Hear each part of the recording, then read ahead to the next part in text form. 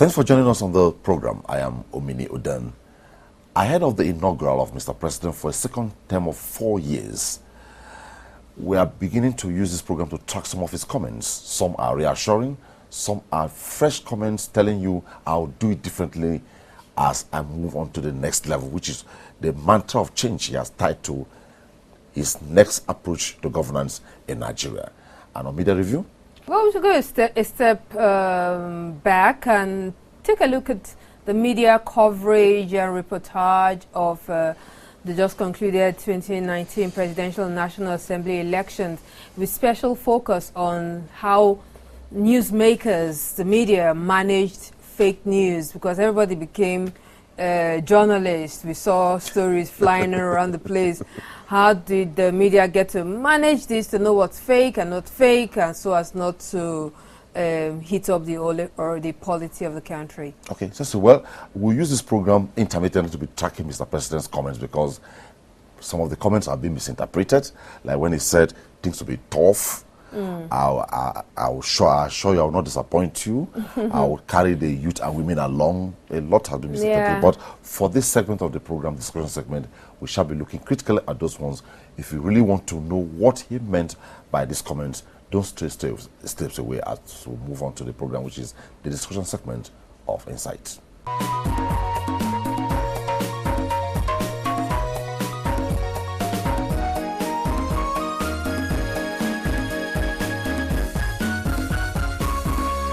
It's a countdown already. The very day the Independent National Electoral Commission gave Mr. President the certificate of return, and the Vice President, two of them are President-elect and Vice President-elect, it became a countdown, and the countdown is to May 29, 2019, where a new administration will be inaugurated in the country. So as a result of this, statements made by Mr. President today, a lot of them are tied to promissory or assurances ahead of his inauguration on May 29, 2019. So on this segment, we shall be looking at some of those statements. Some have already been misinterpreted. Some have generated a lot of arguments for and against in the public domain.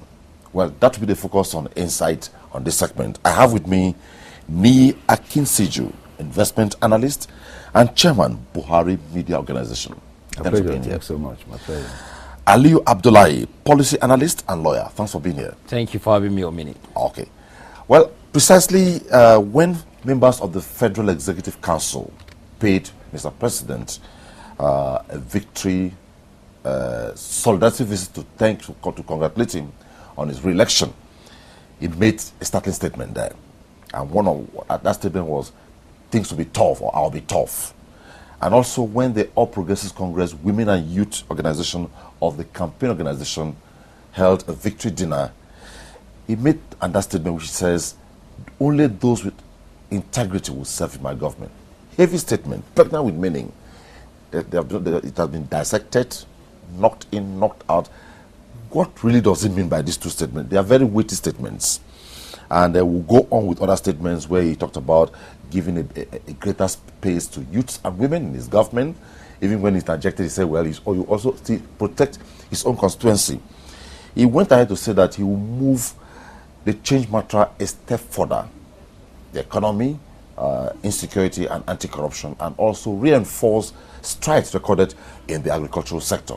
Well, that will be the focus on that. So let me start with the first two.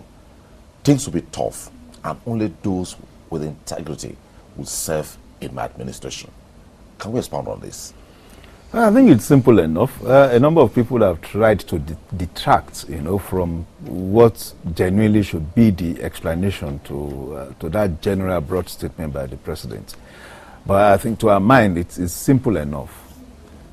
One of the cardinal programs of this program of Mr. President administration is the fight against corruption.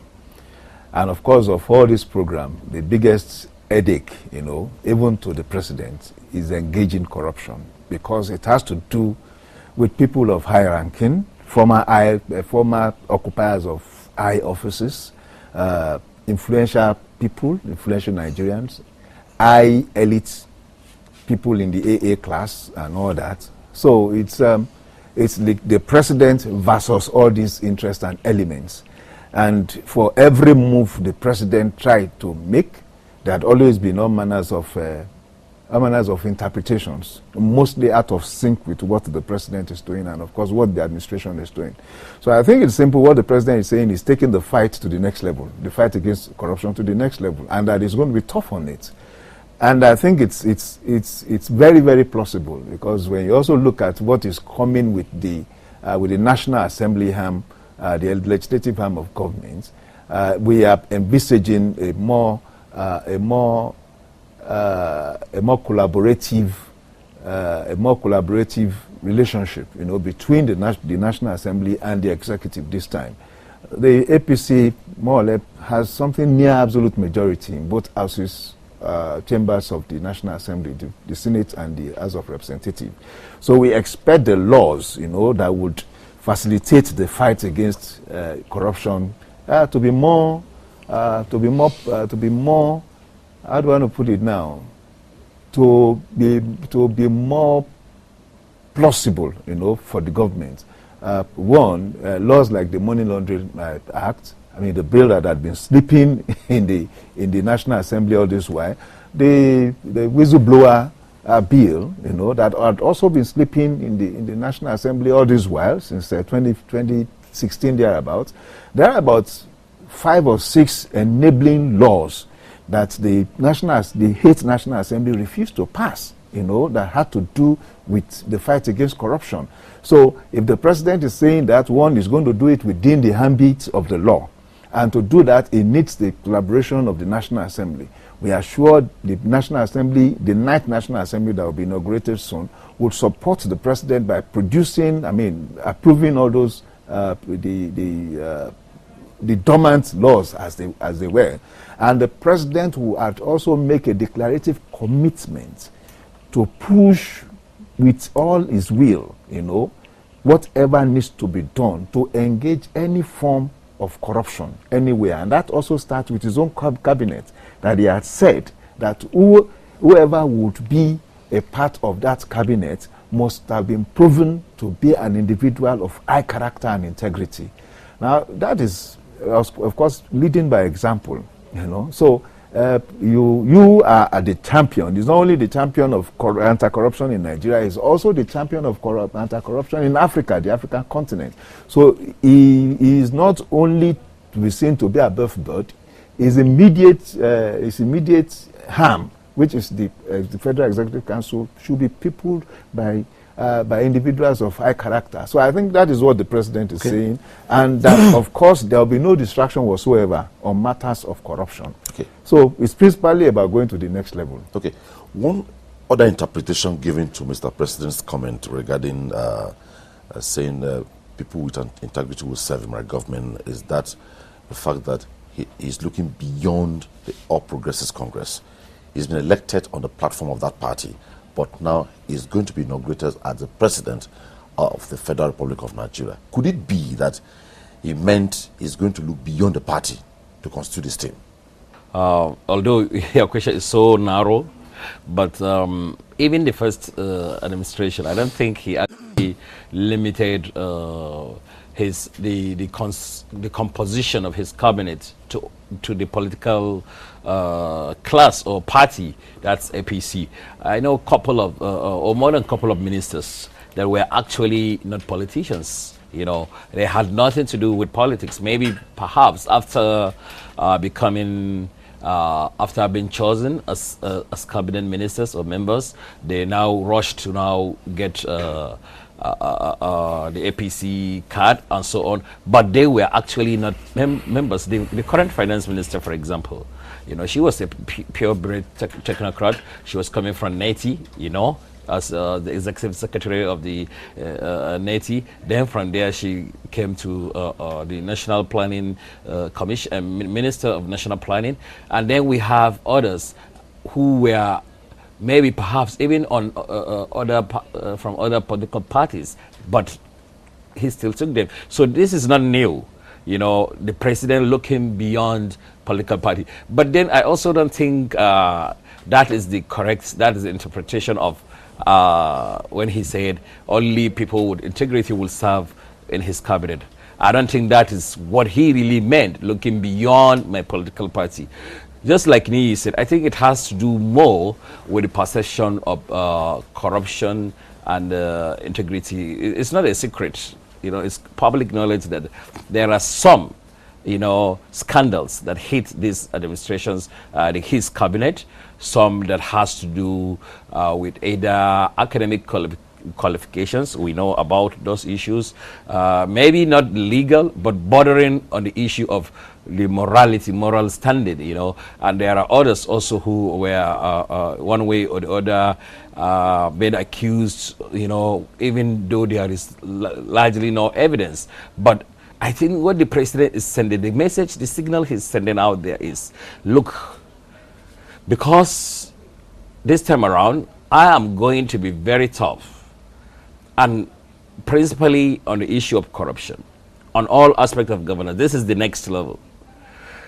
So I need people that have serious focus on integrity, that can also have not only integrity and competence level. We are going to see that, because they can it's only when you have those two that then they can assist the president to take the country to the next level. We're talking about, you know, we know the foundation that this administration has laid in almost the three broad areas that they campaigned on: economy, security, fight against corruption. Now we need the administration to move us forwards, you know, in all these three areas. What are we going to witness? For example, we are going to see, you know, the kind of revolution that took place when we talk about infrastructure. We want to see and we know what he plans to do on infrastructure. On rail, for example, you're aware there was a brand new rail constructed under this administration from Lagos to Abeokuta, now finishing in Ibadan before the expiration of this administration. But in the next level, there will be another one, the coastal rail, that will take, you know, the rail from Lagos to Calabar, will pass the eastern corridors. There will be another one from Port Harcourt to Maiduguri, will also pass all the southeastern states and through even Taraba, you know, so that it will accommodate areas or states that have potentials in mining. Now, that is next level. How do you do that? You need people that can help you. People with vision, people with competency, people with fresh ideas. Now, and also that is not enough for the president. He wants these people to be men of integrity. Why does he need men of integrity to carry out this vision? Because if he puts someone, if he has competency or business skills or whatever, if he is not a person of integrity, what will happen? The money that will be put for the contract, half of it will go into their pockets. They will take kickbacks, percentages, 5% to 10%, and the people will be shortchanged. Our scarce resource or our scarce funding for the budget will be nowhere. That is why you must consider these two attributes: integrity, competency. And of course, like you said, like, you know, like Lee said, because he said he's going to be tough on corruption. You remember when he came back after from London, when he was sick, the first thing he addressed Nigeria from the airport is about this issue of corruption. This is very close to Mr. President. But you see, and the reason simply why he has to be seen to be surrounded by people with high unimpeachable moral character is because you cannot be fighting corruption when someone is pointing accusing fingers at you or at the people close to you. So at the next level, he wants to have, although we have to also understand the fact that no matter the kind of people the president is going to bring, they are going to be Nigerians. And opposition and critics must always find faults even in people, you know. But nevertheless, what he wants to say, I want to be surrounded by people that I cannot be derailed. I cannot be continuously, you know, on national TVs, on social media, on papers, people, instead of Nigerians owning the fight against corruption, people casting aspersion on my own cabinet. It is distracting. to the fight against corruption, because this fight against corruption is the country's. It's not Buhari's fight against corruption. I have been saying this all over. Nigerians fight against corruption, and we need to on it up. And the only way we can on it up is if the drivers seem to be people of integrity that have an unquestionable moral integrity. And that is what the president is trying to see. We may not get angels, but Mr. President is looking closely, or let me say, to people that are close to those angels. Okay.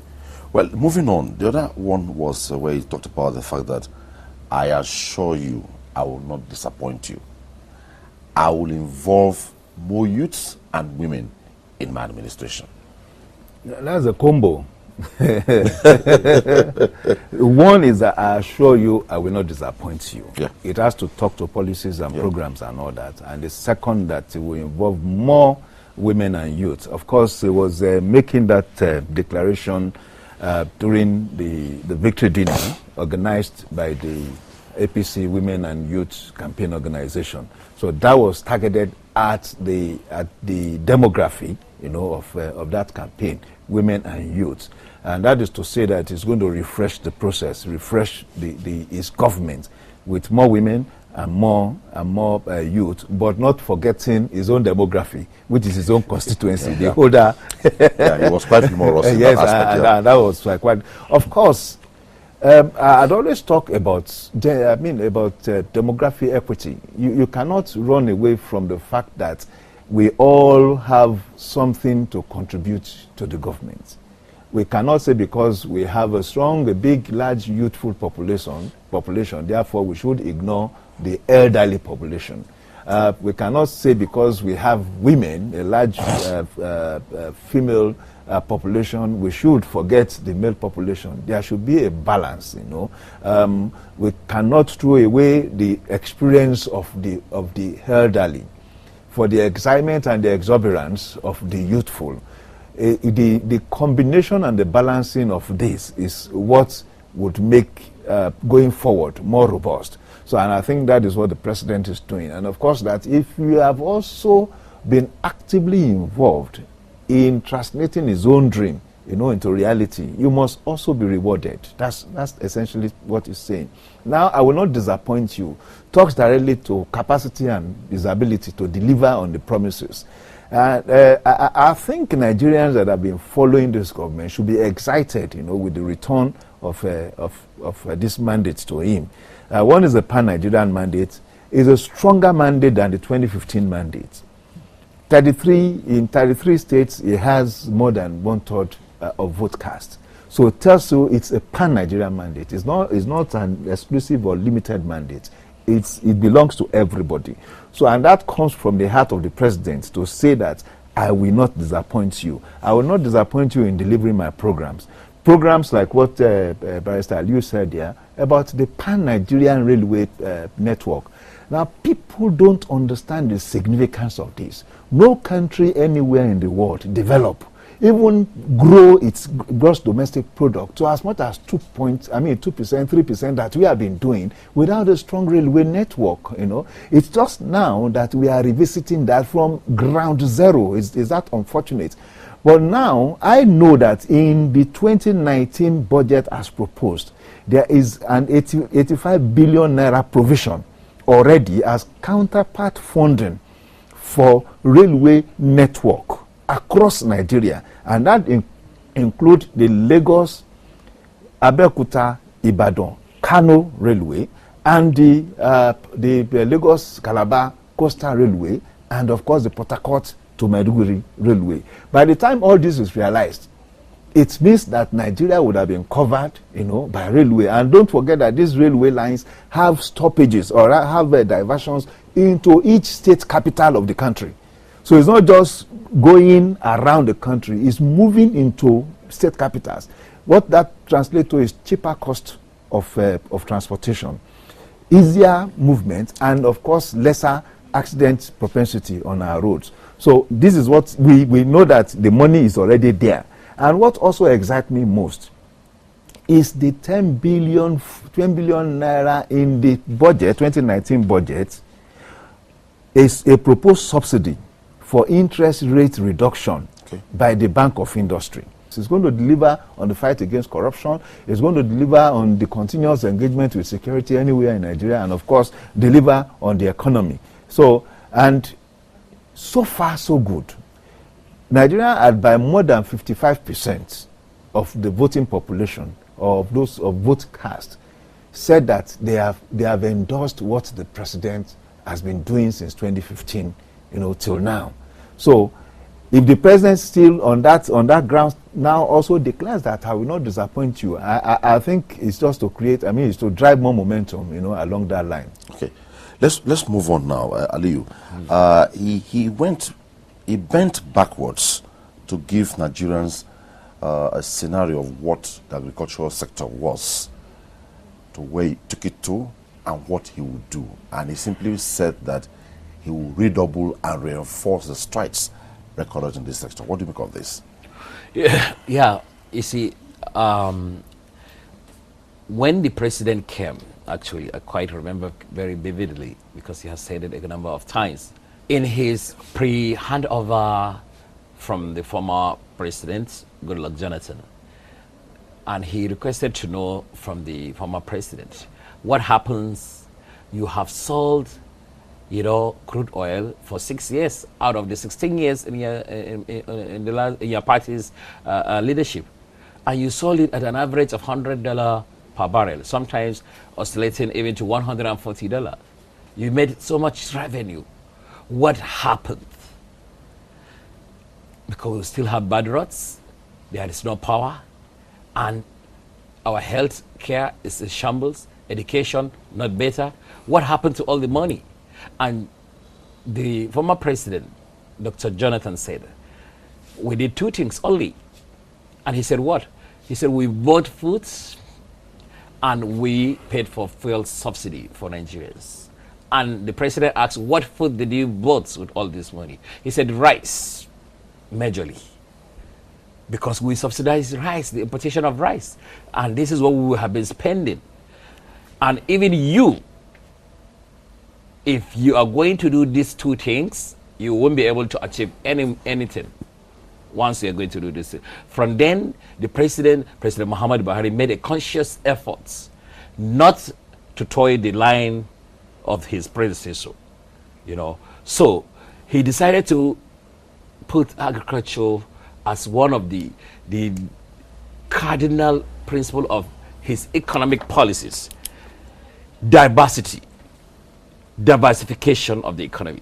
Now, the every preceding government administration has a policy on agric, but the problem has always been that of implementation. I can remember even Goodluck Jonathan and previous administration, they have policies on agric. What are the policies? Mainly access to credit schemes. There were 220 billion naira under Jonathan's administration to Bank of Agric and other banks, even microfinance banks, for agric people to access. But do you know something, Omini? In those 6 years, because of the stringent conditions and guidelines, none, or very few, because I was a consultant to some of the Association of Farmers, none of them, or very few, and not the smaller ones, could actually access the funding. So this is one of the reasons why the farming or agriculture never took off. But under Buhari, he came with the Rice and Cover Fund, which has been largely successful.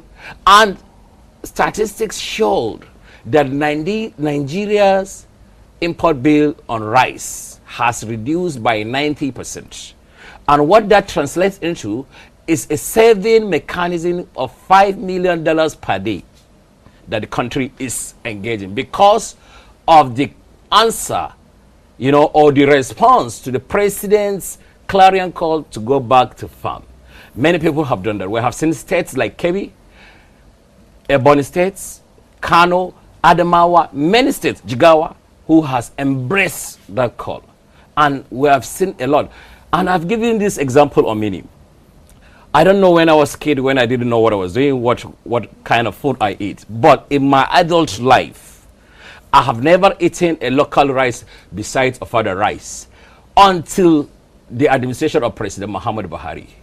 And since 2016, when I started eating local rice, Nigerian rice, not that rubber rice we used to eat from Thailand. This our local rice. Since then, I'm telling you, I have not gone back. I have not gone back to Thailand rice or basmati. I have not. In my house, I eat local rice. It's more nutritious. It is good. It's not something that was stored for years. So now, I'm telling you, the kind of employment the farming, the rice revolution has created in this country is massive. But, you know, most of them remain at the informal sector of the economy, meaning they are not captured. They're not even reflect in our GDP. Because when you don't have bank accounts and so on and so forth, then you are not part of the financial inclusion. And that is what this administration is trying to do.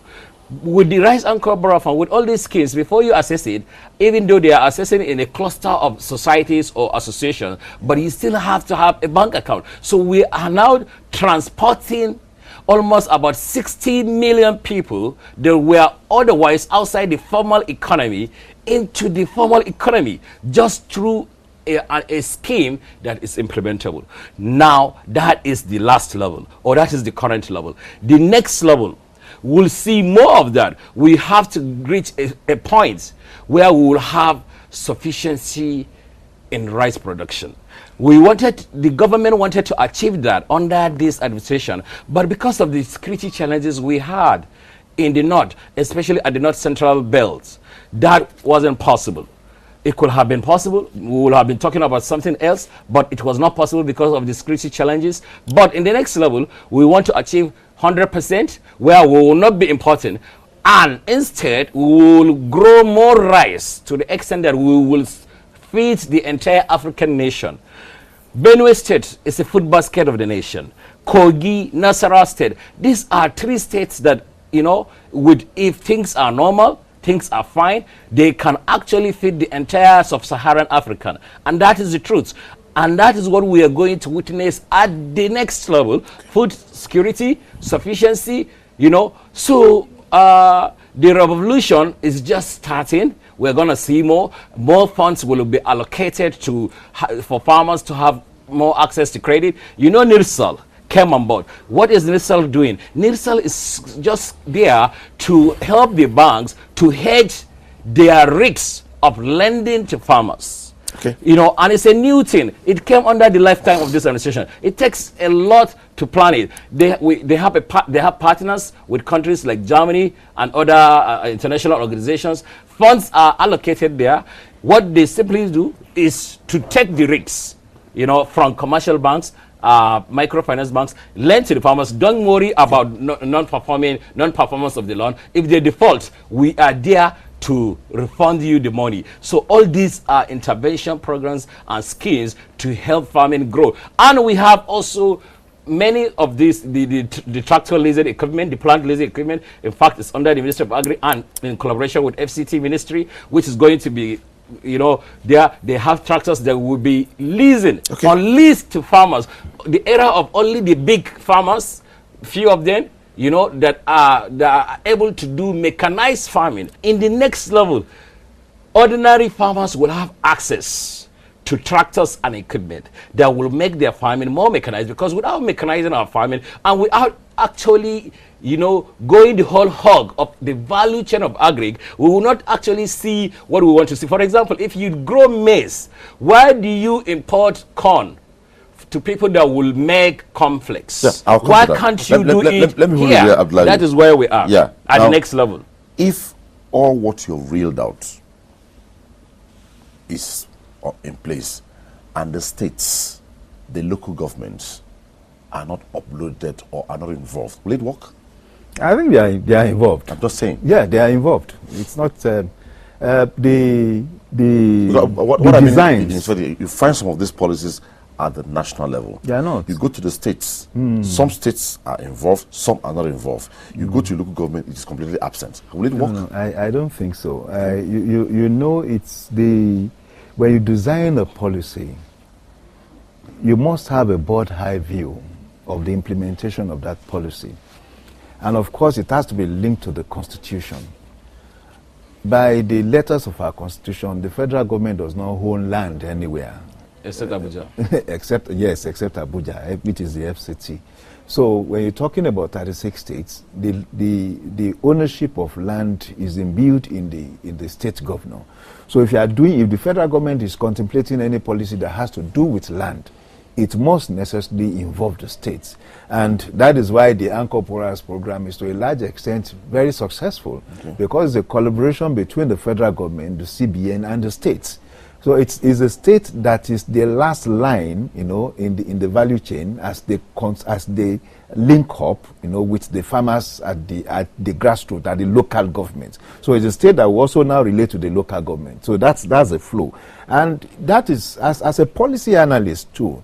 When I see policies of this government, I feel excited, because you see an obvious 100% consideration of all issues involved.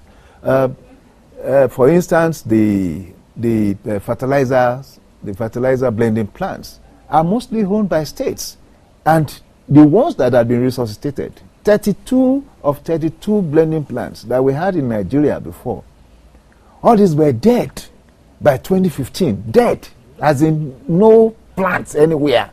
We were importing fertilizers, and those we imported too, we were diverting. So with the coming of this government, we have been able to resuscitate 16 of them. Most of them belong to states, So whatever you are doing as a federal government and in a federation, it has to be as an engagement with the state. The special economic zones that are being considered, every senatorial district is now considered to be a special economic zone, and which translates to mean that in the senatorial district, whatever is the product that has competitive edge or advantage in production and processing would be situated in that senatorial district. It is not going to be a federal government-owned initiative. It will have to be state in relation to local government-owned initiative, So, what again, even in the social investment programs, the school feeding, the homegrown school feeding program, the cash transfer, even the money, traders' money and all that, are also done in conjunction with the states. So we have for the first time serious collaboration between the states, which you otherwise call the subnational, with the national government, which makes the relationship, more symmetrical. And when you have a symmetrical relationship, it means that the capacity to deliver will be stronger. That is why for the first time, people don't understand. We've had efforts at agriculture, at addressing the challenges of subsistence agriculture. I mean, everybody that went through a secondary school will know economy, basic economy, the challenges of subsistence agriculture. When our teachers will tell us the preference will be for mechanized farming. Yeah. But for the first time in Nigeria, after the failure of DFRI, failure of Operation Feed the Nation, failure of Green Revolution, for the first time we have a program that talks directly to the subsistence farmer and has taken the average subsistence farmer, away from that primordial, system of farming that, like he said, they are now involved, in the financial system, one. Then two, there's also a progression. Now that you have shown that you have capacity to produce so much, the next level is you now go into mechanized farming. But they can go into mechanized farming now because they have adapted the basic knowledge in farming in terms of the kind of seeds to use that will produce more yield, in terms of capacity to do your irrigation across the year. Normally what we know are two-season farming, rainy season and dry season. Now we have all year-round farming, So I think essentially it has to do with the conceptualization of ideas and policies that have to do with the states. The federal government is there. The federal government may wield so much power, but in the real sense of faith, the realization of any policy that impacts the people will still have to do with collaboration between the federal government, state and local government. Impact the people. There's always been a problem government has very good intentions, but when it comes to implementation, it becomes a problem. Time from what is said impact the people. What should be done to drive home this for people to feel it? Because, for instance, we're on the agricultural value chain now. If so much is done and the various agencies responsible for this are not driving it the way it should go, the impact will not be felt. You are quite right. But sometimes it's also not because that maybe some drivers are not doing it well. It just takes time for the impact to actually be felt. For example, the usual arguments you will hear on the street when you said, when you inform people the kind of giant strides this government is doing on agriculture, on rice, for example. What they will tell you, before 2015, we're buying the bag of rice at 8,000. Now we're buying it at 15 or so, 16,000. So why? There are so many things. If I would take time to analyze some of the reason why that is so, we may perhaps take even the next 20 minutes. For example, transportation is a greater part of this.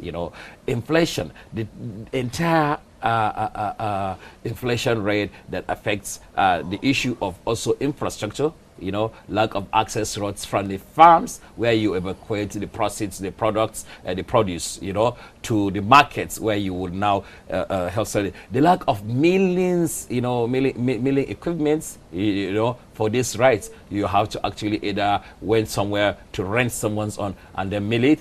And all these factors, basically of infrastructure, power, transportation, all this plays a key role.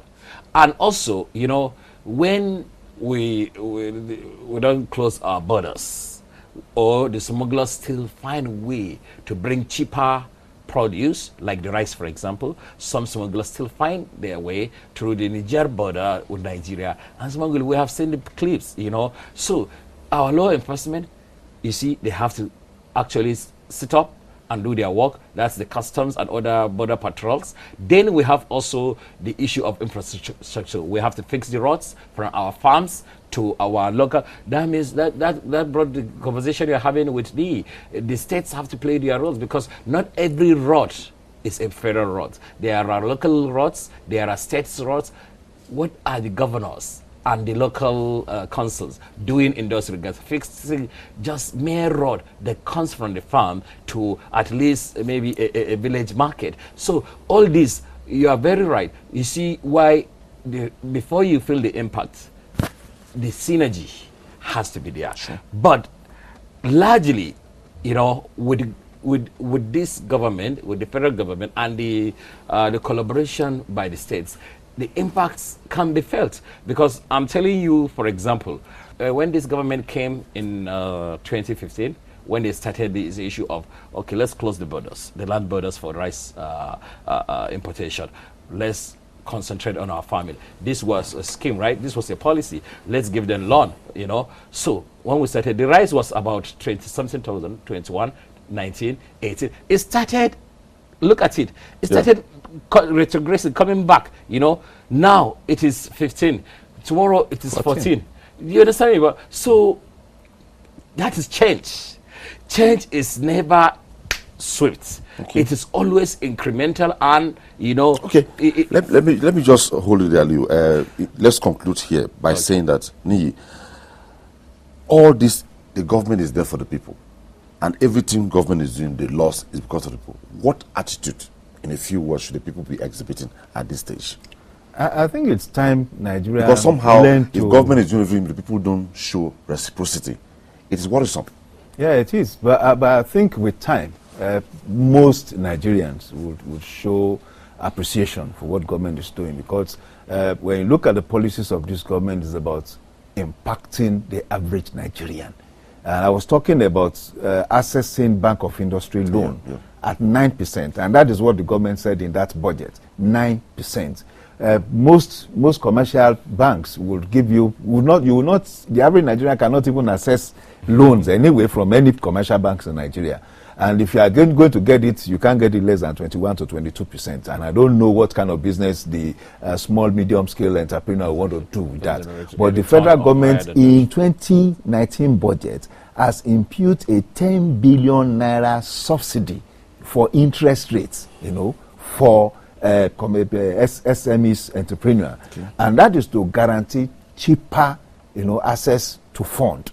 That is how average Nigerian connect. Those who are beneficiaries of Empower today, they have direct relationship with the federal government.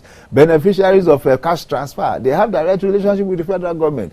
Beneficiaries of traders' money, market money, and all those ones that we never experienced before, then generally, I am seeing or I'm envisioning a general environment of prosperity going into 2019 and beyond. Well, thank you so much. It's always a pleasure having you. Aliyu Abdullahi, thanks for coming on Insight. Thank you for having me. Also, Ni Akinsiju. It was nice having you. My pleasure. Thanks so much. The analysis continues Mr. President's statements ahead of his inaugural. Thanks for being here on this segment. Up next on the program is the media review segment.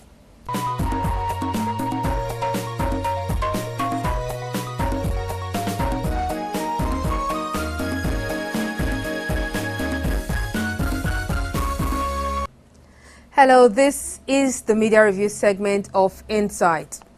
The 2019 Presidential and National Assembly election has come and, of course, is gone already. But before then, the atmosphere leading up to the period was was a tense period, I must say. Though the Nigerian public were very determined to cast their vote, and that they did, and that brought about the return of President Muhammadu Buhari as Nigeria's president. Well, in the course of all that, there were so many behind the scenes happening, so many news flying around, the media having a tough time getting to cover and report events happening. Anyhow, that is what we'll be talking about on the media review segment for today. I have with me a guest. He is the Assistant Director News, NTA News 24, and of course the producer of NTA's Nigeria Decide. Ibrahim Wada, you're welcome. Thank you. You had about a week of Nigeria Decide on air, running daily. How did you and your crew get to manage? I mean, it was really tiring, I must say. And I see you had correspondents and your studios from all around the country, everybody on standby, ready to report. Tell us briefly, how did that work out? Well, in line with the present management decision to ensure that this election is covered differently, we are giving the mandate to ensure that we do the right thing as far as the election coverage is concerned, to ensure that the election is covered from the beginning to the end. Beginning in the sense that right from campaign down to the declaration of result, which we did. Apart from having series of programs, we have the ballot, we have appearances on Good Morning Nigeria of different presidential candidates who came and sold their manifestos to the people. The coverage of the election proper started on Thursday, which we had from that Thursday to another Thursday. That made it 1 week of extensive coverage of the election. We had, NTA is highly reached, is having correspondence virtually every nook and corner of Nigeria. So we latched on that and had reporters all covering, feeding us with information as per what is happening. From that Thursday, we began analysis and getting reports from correspondents on preparation of the election from various stakeholders, observers, INEC officials and co, down to the election day when the election proper started. Okay, so you were getting feeds from all these areas. Yeah. And I don't know if you received, like I did, while you're in Nigeria, I should have seen some other news. Like, okay, on election day, for instance, I had like 2 or 3 other different records of results of elections. So people were spreading from different angles. So how were you able to, how did you get your source? Was it from the INEC? Did you get from international observers? Or you had a collation of them all and you filtered to get some? Well, as contained in the Electoral Act, the main source of election result as far as the law is concerned is INEC. And INEC has put various returning officers at various steps of the election. For House of Reps, they have their own returning officers at various constituencies, likewise for Senate. And the main one, which is the presidential, has the INEC chairman as the coalition officer and the returning officer for that election. So we are getting our result directly from the returning officers. Like I told you earlier on, we had reporters on ground at various coalition centers. Yeah. So they are the one feeding us with authentic result. We don't take result from anybody, except from the returning officer through our correspondent on ground at that particular point. We have seen a lot of reports being peddled, being spread in social media by various people, but we don't take it. We refuse to. We look at the result that came from our reporters. Even then, we scrutinize first to ensure that, yeah, that is the actual report, because NTA is known for its credibility. And by that, we don't want to go into anything that will discredit NTA. Yeah. Now we have with the coming of social media, everybody is a journalist. They call iReporters. Everybody is reporting. Do you really think, like some people think, some people say, that some of these news, which are maybe not so true, can cause a lot of harm to the to the nation and to the already not so steady polity of the country? Yeah, it can, because even before the final declaration by the INEC chairman, there were already results outside there saying that blah blah blah blah blah, you know, and then from there the opposition party started making statements as to the rejection of the results, even when the returning officer did not officially declare the result. So these are some of the things that could, you know, trigger crisis. But fortunately, everybody now seems to be matured. Tempers were calm, and then people, I believe, have accepted the result as it is, because that is the will of the people. And I don't think that at the pace at which we are going and the stage at which we are now, we shouldn't go into issue of litigation or what have you. I think we should just leave the thing as it is, and then prepare for another one. Yeah. Okay. Now that brings me to now talk about something else. We know that there are about several political. It's about 73 persons running for presidency, and of course we have about 91 political parties. Do you think opening the space like this has we've been able to discover more potential, maybe not for the presidency, like when we look at some parties like the YPP, Kingsley Moghalu, the AAC, Showere, and a couple of others. Do you think that these are new breeds we should look out for in 2023? Yeah, actually it has, because there are a lot of people that we never knew that are existing in terms of having the potential to lead Nigeria. But from this space that has been opened, we saw so many of them, you know, showing their potentialities, which I believe if all these things are galvanized, Nigeria will go places. Like the YPP you mentioned, there are so many other parties that we have seen, the presidential candidates who are very learned, who are very sound, have a lot of initiatives that can move the country forward. But I believe maybe, if not for presidency, they can go for other positions so that they can contribute to nation building. Okay. But I think it's a good thing for Nigeria. But one thing that has shown is that the number of political parties has shown that we need more of education, voter education. Because the number of void votes are too much. Do you think the number of cancelled votes must be as a result of the fact that, of course, the ballot sheet was pretty long, so fingerprints were crossing the lines? Why do you think we have such? Even besides that, number of PVC collected were pretty high. Then less than half, I think, actually came out to vote. I mean, I don't think we are dropping from where we were in the past year. I think we dropped actually from 2015 to now. When I thought the situation was charged up, everybody were eager, or was it just a whole social media noise? No, really, it was actually charged up as build up to the election, because looking at the political campaigns, we saw so many people trooping out to, campaigns to show their solidarity and co. But when they came to the actual voting, just few. So I wonder what had happened. And all the people who traveled to their villages, for instance, I mean, all the people who came out, I actually wondered what happened.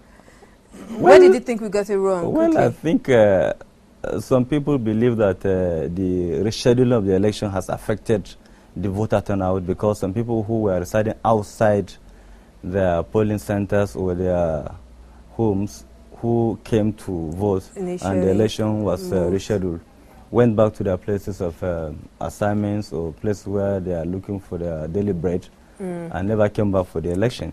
So perhaps that must have contributed to the voter, low voter turnout. But notwithstanding, as a patriotic Nigerian, one needs to and ought to have gone back to at least discharge his civic duty. Ibrahim Wada, thank you very much for coming around to talk to us. I hope you are set for Nigeria to decide with the gubernatorial and other elections coming up. Of course, we are. Yeah. Yeah. All right. Hopefully, we'll bring you back on to have a recap of everything as it goes after the elections. And please, good luck on the production.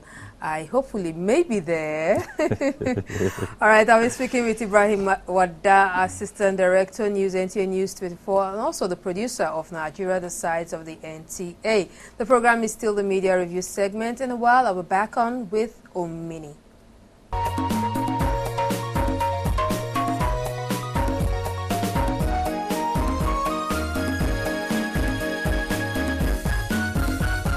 That's it on the program today. If you keep pace with the program, you'll be able to track and translate what Mr. President means ahead of his inaugural. Cecil? Yes, some of those messages, I received them, and I just laugh when I see them. When you hear it from the source, it is authentic, but people with Photoshop, with everything, you can create what you want to create, and that's how fake news spreads. Most when he said, I'm going to be tough. Yes, I heard different versions of it. It's really funny. But I believe the president means very well, and let's have faith and believe in him. And when he said that he want people of integrity to serve in his government, it does not necessarily mean that it has to be people of APC. After the election, the president is the president of the Federal Republic of Nigeria. So if you have integrity, as you watch us, it could be you, it could be Cecil. Yeah, I think well, it could be me. That's that on Insight today. Always be guest of the program. On behalf of all of us here, Cecil, what do you say? Thank you very much, and always remain with us on Insight. Bye-bye.